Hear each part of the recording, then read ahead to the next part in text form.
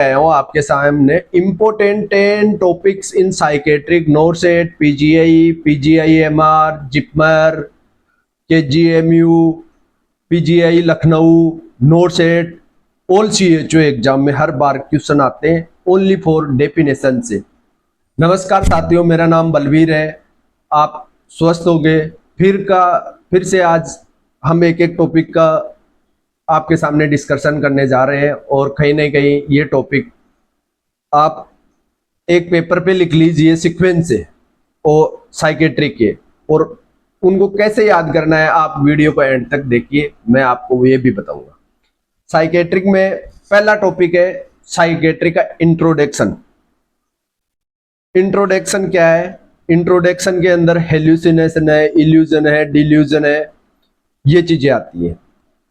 ये चीजों के लिए हमारे को क्या करना है, इनकी डेफिनेशन याद करनी है, एग्जाम्पल याद करने हैं, ज्यादा नहीं है। डेफिनेशन है एक लाइन की।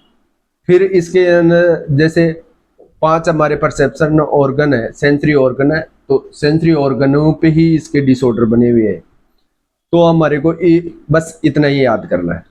फिर इसके बाद में सेकंड टॉपिक हमारा आता है ईसीटी, इलेक्ट्रो कन्वर्जन थेरेपी। हर एग्जाम में आपको क्वेश्चन मिलता है एक। ईसीटी से देने से पहले क्या केयर करनी चाहिए, कितना डोज है, ईसीटी के बाद में क्या कॉम्प्लिकेशन होता है, ये पढ़ना है। फिर आपको साइकोथेरेपी अच्छे से पढ़ना है। साइकोथेरेपी हम फंडामेंटल में, मतलब थेरेपी तो हम पीडीएम भी पढ़ते हैं, एनालिटिक है, साइकोसेक्सुअल थेरेपी है, ये साइकेट्रिक के अंदर भी है। साइकोथेरेपी में आती है कोग्निटिव चाहिए, ईटिंग डिसऑर्डर,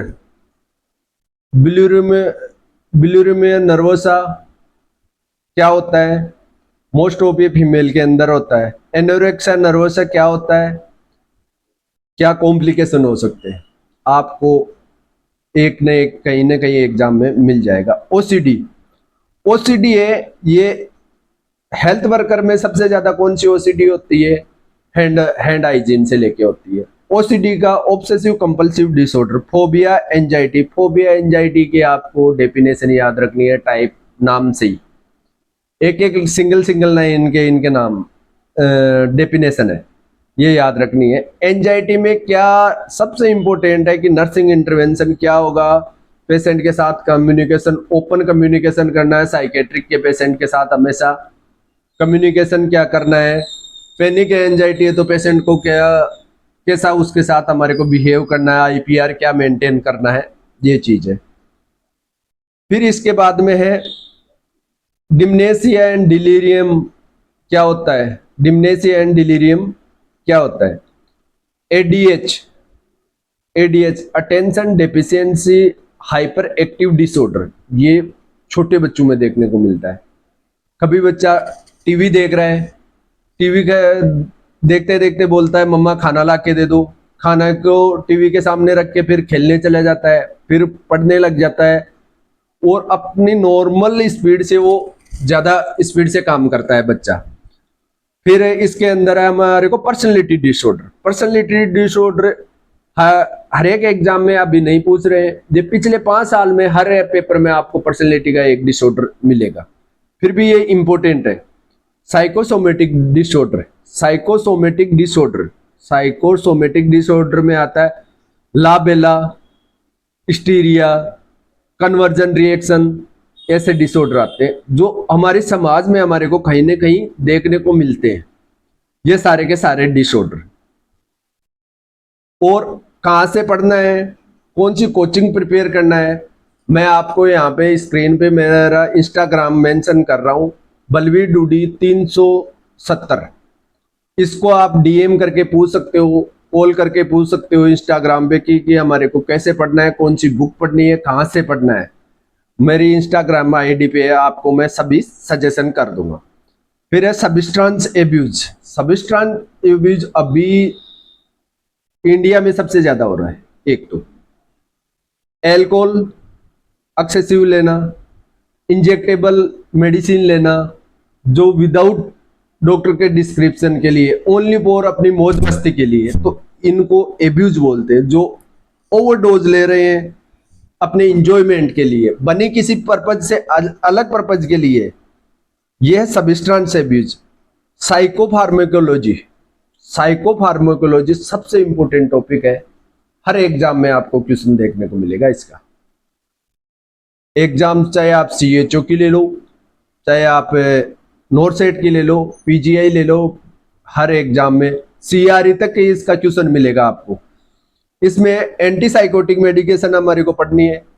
एंटीसाइकोटिक में टिपिकल एटिपिकल ड्रग्स होती है, इनके साइड इफेक्ट क्या होता है, सबसे इंपॉर्टेंट आता है ड्रग और ड्रग के side effect. Anti depressant drug, sedative, tranquilizer, ये हिप्नोटिक ड्रग, ये सभी साइकोफार्माकोलॉजी में आते हैं। इनका आपको डोज, ड्रग, ये सारी चीजें पढ़नी है। इसके बाद में है थेरेपेटिक रिलेशनशिप एंड कम्युनिकेशन।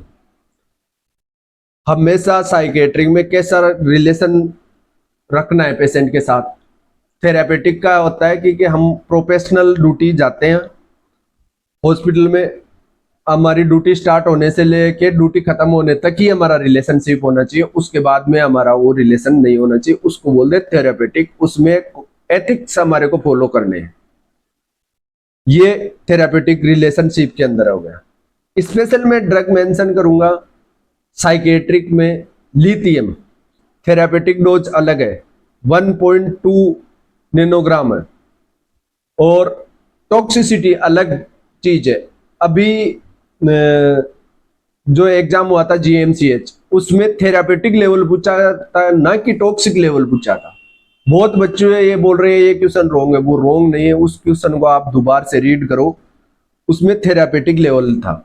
इससे पीछे एग्जाम हुआ था, उस एग्जाम में लिथियम की टॉक्सिसिटी पूछी थी। मुजफ्फरपुर TMC में लिथियम की टॉक्सिसिटी पूछी थी।